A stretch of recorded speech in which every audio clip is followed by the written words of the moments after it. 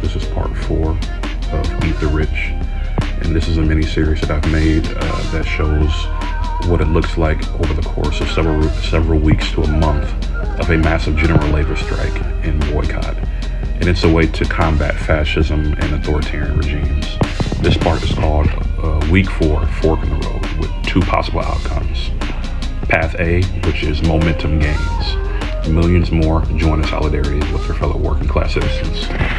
Local assemblies form to coordinate resources and demands, which include living wage, free healthcare, and affordable housing. The government is then forced to negotiate, offering concessions to avoid a total collapse of society. Path B is authoritarian crackdown. This is what we don't want. The president declares a state of emergency. The National Guard or military are deployed to crush protest and force essential workers back on the job.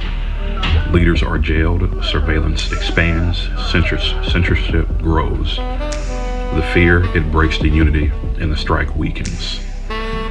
But that may happen regardless. That is a very real possibility that when people organize en masse to go on a general strike, there's going to be massive amounts of propaganda and different tactics to break unity amongst the people, because this is what they really fear more than anything else: unity amongst the people.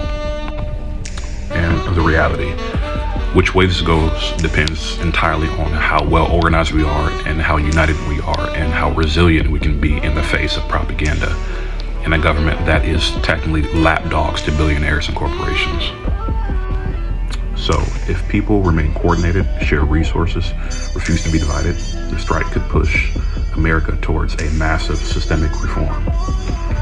If fear, scarcity, and propaganda win, it could justify a turn toward full-blown authoritarianism, which we're pretty much, en route for that. This is why elites, the top 1%, the billionaire class, they fear worker unity.